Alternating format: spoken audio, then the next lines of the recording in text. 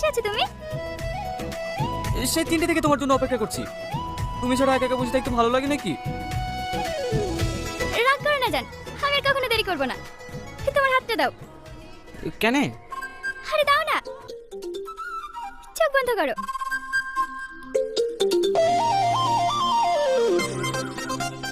এবার চোখ খোলো।